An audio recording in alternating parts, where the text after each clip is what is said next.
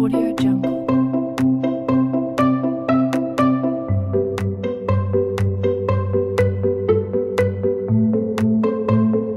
Audio Jungle.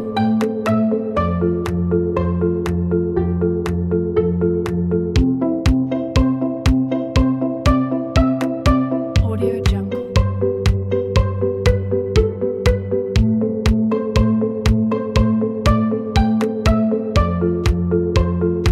Audio Jungle. Bismillahirrahmanirrahim. Assalamualaikum warahmatullahi wabarakatuh. Baik, kita belajar pendidikan kewarganegaraan SMA kelas 10. Kita masuk pada pokok bahasan bab 6, yakni persatuan dan kesatuan bangsa dalam Negara Kesatuan Republik Indonesia. SMA IT Ikro Kota Bengkulu bersama Ustazah Ira. Jadi pada pokok bahasan ini adapun tujuan pembelajarannya, yakni yang pertama kita bersyukur kepada Allah Subhanahu wa taala atas nilai-nilai persatuan dan kesatuan bangsa yang telah Allah berikan kepada kita semua. Kemudian kita diharapkan bersikap proaktif dalam menerapkan nilai-nilai apa saja yang menjadikan persatuan dan kesatuan bangsa kita. Kemudian kita identifikasi faktor pendorong maupun faktor penghambat dari persatuan bangsa dan kita sajikan identifikasi kita mengenai faktor pendukung itu. Kita lihat gambar berikut ini, kita diskusikan makna apa yang terkandung dalam gambar tersebut. Kita lihat di situ ada pulau, di situ ada laut. Yang maknanya adalah negara kita negara yang terdiri dari wilayah darat dan laut. Artinya apa? Luasnya wilayah kita ini membentuk kita negara yang majemuk. Artinya kita beda ras, beda suku, bahasa, budaya, dan lain sebagainya. Jadi makna persatuan dan kesatuan bangsa, yang pertama hakikat persatuan dan kesatuan bangsa itu sendiri. Persatuan dan kesatuan adalah bersatunya berbagai bangsa dengan yang memiliki perbedaan suku tadi, bahasa maupun adat istiadat yang mendiami wilayah Indonesia menjadi satu kebulatan utuh dan serasi. Jadi karena adanya perbedaan bahasa, bahkan warna kulit itu bukan menjadi hambatan, tapi malah itu menjadi persatuan untuk kita.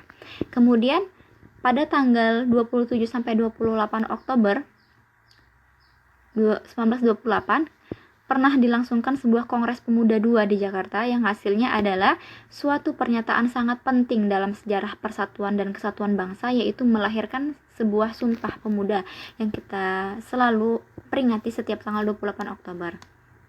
Kemudian, prinsip-prinsip persatuan dan kesatuan bangsa. Yang pertama adalah Bhinneka Tunggal Ika, ini semboyan kita, berbeda-beda namun tetap satu. Yang kedua, sikap nasionalisme. Yang ketiga, kebebasan yang bertanggung jawab. Yang keempat, wawasan Nusantara. Yang kelima, semangat persatuan untuk mewujudkan cita-cita proklamasi. Ini diwujudkan oleh kita bersama, pemuda maupun yang tua, dari yang kecil sampai yang tua. Kemudian kehidupan bernegara dalam konsep Negara Kesatuan Republik Indonesia. Dalam Undang-Undang Dasar Negara Republik Indonesia tahun 1945, pasal 1 ayat 1 dinyatakan bahwa negara Indonesia adalah negara kesatuan yang berbentuk republik. Jadi nanti kita lihat bentuk negara kita adalah bentuknya republik. Sistemnya apa? Kalau sistemnya presidensial. Ini sistem pemerintahnya ya. Kita bahas sebelum perubahan undang-undang. Jadi sebelum perubahan atau amandemen dari Undang-Undang Negara Republik Indonesia tahun 1945, sistem pemerintahan Indonesia ditegaskan dalam penjelasan Undang-Undang Dasar Negara Republik Indonesia tahun 1945. Itu sudah ada di undang-undang.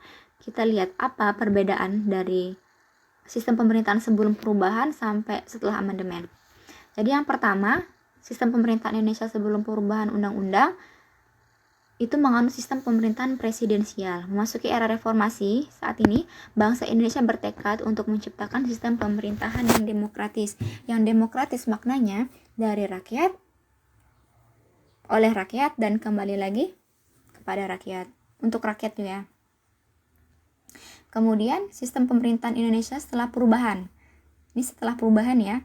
Jadi pokok-pokok sistem pemerintahannya yang pertama adalah negara Indonesia ialah negara kesatuan yang berbentuk republik, bentuknya republik.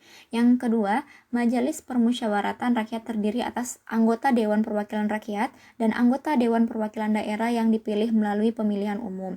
Jadi MPR, DPR itu juga dipilih oleh pemilu, dilakukan oleh pemilu.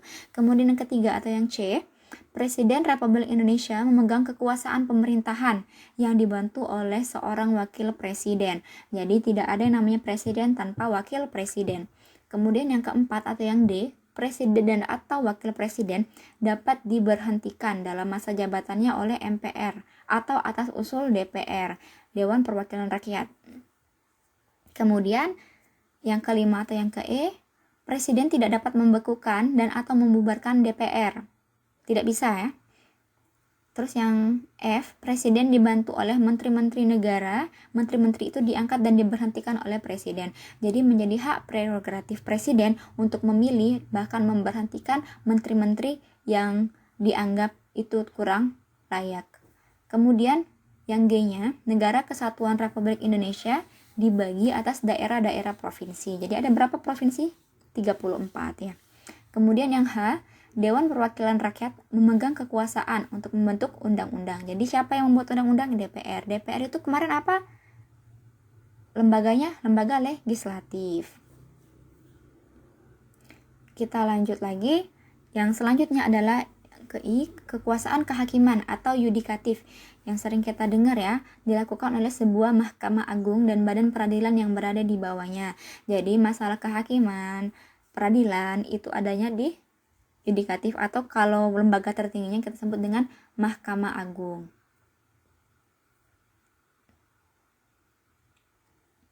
Kemudian variasi sistem pemerintahan Indonesia setelah perubahan. Ada bervariasi, maksudnya dari yang sebelum ke sesudah. Perubahan baru dalam sistem pemerintahan Indonesia antara lain adanya pemilihan secara langsung.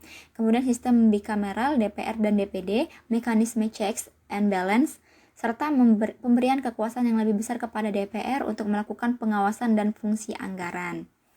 Kemudian persatuan dan kesatuan bangsa, kita ini faktor pendorong ya, dan penghambat persatuan dan kesatuan. Persatuan itu merupakan suatu hal yang sangat penting bagi perjalanan dan masa depan bangsa Indonesia. Jadi kita lihat apa faktor pendorong dan bahkan penghambat dari persatuan dan kesatuan itu sendiri.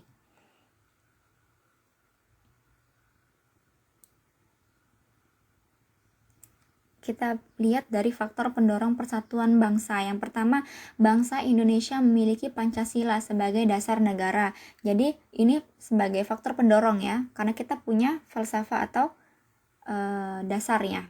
Yang kedua, Sumpah Pemuda. Kejadiannya tadi ingat ya, tanggal 28 Oktober tahun 1928. Yang kemudian yang ketiga, Bhinneka Tunggal Ika, semboyan kita berbeda-beda namun tetap satu.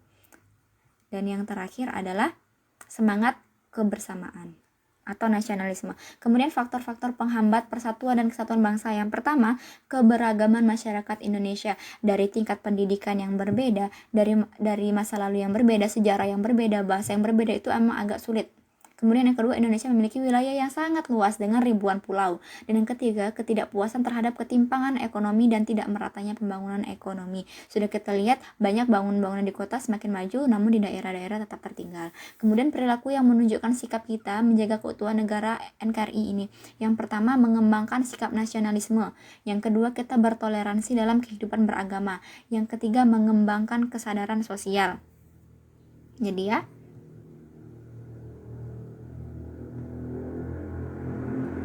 selanjutnya, kita saling menghargai semua budaya yang terdapat di dalam masyarakat kita ini. Jangan saling menjatuhkan, jangan saling mengejek. Karena budaya kita berbeda. Kemudian yang kelima, menyelesaikan konflik dengan akomodatif. Jadi menyelesaikan konflik bukan malah menambah konflik, tapi dengan menyelesaikannya secara menyeluruh. Ya, terima kasih. Itu saja yang bisa saya sampaikan. Wassalamualaikum warahmatullahi wabarakatuh.